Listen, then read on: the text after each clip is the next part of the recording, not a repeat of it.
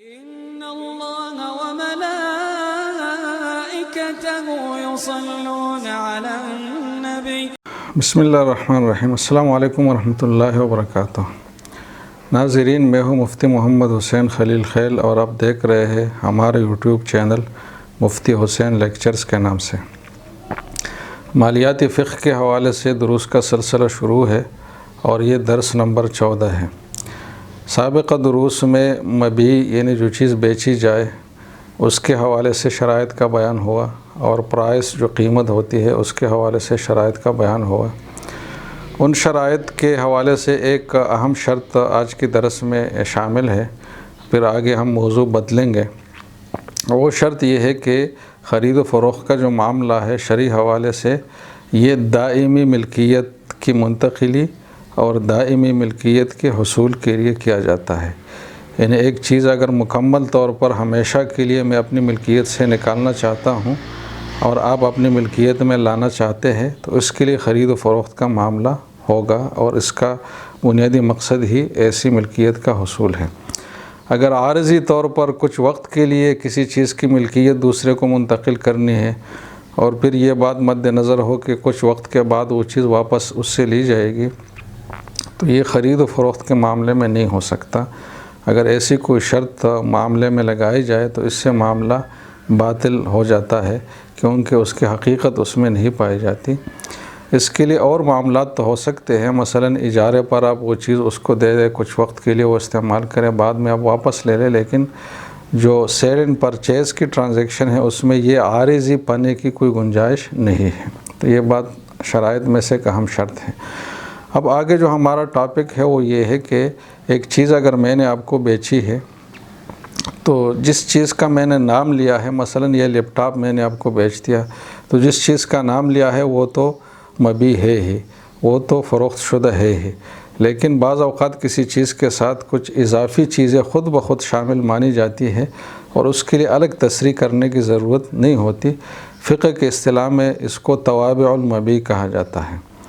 کہ جو چیز بیچی گئی ہے، جو آؤٹ سولڈ ہے، کچھ چیزیں امپلائڈلی اور تابع کے طور پر اس کے ساتھ خود بخود شامل مانی جاتی ہے۔ تو اب اس کا ضابطہ کیا ہے کہ کون سی چیز کسی چیز کی خرید و فروخت میں ہم شامل مانیں گے؟ تو ناظرین، اس حوالے سے کئی اصول ہے اور اس کو ہم مسئلہ نمبر کے عنوان سے ذکر کریں گے۔ تو پہلا مسئلہ یہ ہے کہ جو مبیع کا جو تابع ہے، وہ جو چیز ہے، تو اس میں ایسی چیزیں شامل ہوگی جو اس معاملے کے حوالے سے فریقین کا جو علاقہ ہے اور جو مارکیٹ ہے اس کے عرف میں وہ چیزیں معاملے میں شامل مانی جاتی ہوں، تو اگرچہ اس کی وضاحتاً اور صراحتاً تذکرہ نہ ہوا ہو تب بھی وہ چیزیں اس میں شامل مانی جائے گی۔ اب اس میں چونکہ اس کا تعلق عرف سے ہے اور مارکیٹ کے جو پریکٹس ہے اس سے ہے، تو ہر مارکیٹ کی الگ الگ پریکٹس ہوگی۔ اگر آپ کسی سے لیپ ٹاپ خریدیں لیپ ٹاپ کی مارکیٹ میں، تو اس میں جو چیزیں خود بخود ہوتی ہے وہ مبیع کا حصہ ہے، لیکن اگر آپ کیمرہ مارکیٹ میں کوئی کیمرہ خریدنا چاہے تو ہو سکتا ہے کہ اس کے لوازمات کچھ اور ہو جو اس کے ساتھ خود بخود ہو، تو اس میں عرف کا چونکہ بنیادی وہ ہے، اور عرف جب مختلف ہو تو احکام بھی مختلف ہوں گے۔ تو ایک تو ایسی چیز داخل ہوگی جو کہ عرفاً اور جو پریکٹس ہے اس علاقے کا، اس کی روح سے وہ چیز شامل ہو۔ اس طرح وہ چیز بھی مبیع میں داخل ہوگی جس پر اس چیز کا استعمال موقوف ہو اور اس کے بغیر اس چیز کا استعمال نہیں ہو سکتا۔ مثلا اگر آپ نے تالا خریدا ہے تو چابی اس کے ساتھ خود بخود شامل ہوگی۔ آپ نے اگر ایک دودھ والا جانور خریدا ہے تو اس کا جو بچہ ہوگا، دودھ پیتا بچہ، وہ بھی اس کے ساتھ شامل ہوگا، کیونکہ اس کے بغیر اس کا دودھ نکالنا مشکل ہوتا ہے، تو یہ اس کے استعمال کے لیے ضروری چیز ہے۔ اس طریقے سے ایک ضابطہ ہے کہ جو چیز مبیع کے ساتھ دائمی طور پر متصل ہو، ایٹرنلی کنیکٹڈ ہو، اور ایسی چیز ہو کہ ایک مرتبہ لگانے کے بعد عموماً اس کو الگ نہ کیا جاتا ہو بلکہ وہاں اس کو برقرار رکھا جاتا ہو، تو ایسی چیز بھی اس مبیع میں خود بخود داخل ہوگی۔ مثلا اگر آپ نے زمین بیچی ہے تو اس میں جو پلدار درخت ہے جو لگایا گیا ہے، اس طرح گھر آپ نے بیچا ہے اور اس کے احاطے میں ایک حوض بنا ہوا ہے، اس طرح گھر کی جو کھڑکیاں ہے، دروازہ ہے، تو یہ بھی اس میں داخل ہوگی۔ اس طریقے سے جو چیز مبیع کے ساتھ دائمی طور پر تو متصل نہ ہو، لیکن عرف جس کا میں نے تذکرہ کیا اس کی روح سے وہ مبیع میں شامل مانا جاتا ہوں۔ مثلا آپ نے گھر خریدا ہے تو اس میں گیزر لگا ہوا ہے، اے سی ہے، اور اس طریقے سے بڑی ٹینکی ہے پلاسٹک کی یا لوہے کی، تو اس میں عرف کو مد نظر رکھا جائے گا کہ اگر اس علاقے میں اس طرح کے سودے میں اس طرح کی چیزیں شامل ہوتی ہے بالعموم، تو آپ کے سودے میں بھی وہ شامل ہوگی اور بیچنے والا اس سے انکار نہیں کر سکتا، اور اگر اس طرح کا عرف نہیں ہے تو پھر یہ چیزیں شامل نہیں ہوں گے۔ اور یہاں بھی وہ بات ہے کہ چونکہ اس کا تعلق عرف سے ہے تو اس میں علاقے کے حوالے سے اور مارکیٹ کے حوالے سے اگر کوئی فرق ہے تو اس فرق کو ملحوظ رکھا جائے گا۔ زمین اگر کوئی آدمی بیچتے اور اس نے بیج کاشت کی ہے تو وہ بیج اگر ایسی کیفیت میں ہے کہ وہ زمین کے اندر باقاعدہ رہ کر وہ متعفن ہو چکا ہے اور قریب ہے کہ اس کی کونپلیں نکلیں تو وہ تو زمین کے بیع میں شامل ہے، لیکن اگر وہ اس کیفیت میں نہیں ہے تو ابھی تک جو ہم نے ضابطے پڑھے ہیں وہ کسی ضابطے میں نہیں آتا کہ وہ زمین کی جو بیع ہے اس میں وہ داخل ہو، لہٰذا وہ زمین کے بیع میں داخل نہیں ہوگی۔ اور مزید یہ ہے کہ اس بیج کے الگ سے بھی کوئی قیمت اسی صورتحال میں نہیں لی جا سکتی، اس لیے کہ اس کو الگ کرنا اور باقاعدہ اس کو سپرد کرنا یہ بات جو شرط کے درجے میں ہے یہاں نہیں پائی جاتی۔ تو ایسی صورت میں بیچنے والا یا تو مفت میں وہ بیج بھی حوالہ کر لے خریدار کا، اس کے کوئی اضافی قیمت وصول نہ کرے، اور اگر اضافی قیمت وصول کرنا چاہتا ہے تو پھر انتظار کرے کہ جب اس کی کونپلیں کم از کم نکلے تو پھر اس کو بھی باقاعدہ مبیع کا حصہ بنا کر اس کی اضافی قیمت وصول کریں۔ ناظرین، کوئی اگر زمین خریدتا ہے تو اس میں جو قدرتی معادن ہے، جو میٹلز ہے، وہ بھی اس کے اجزاء اور توابع ہے زمین کے، تو وہ بھی اس میں خود بخود شامل ہوں گے۔ اس طرح جو خزانہ اس میں اگر کوئی پڑا ہوا ہے اور اس کا کوئی مالک معلوم نہیں ہے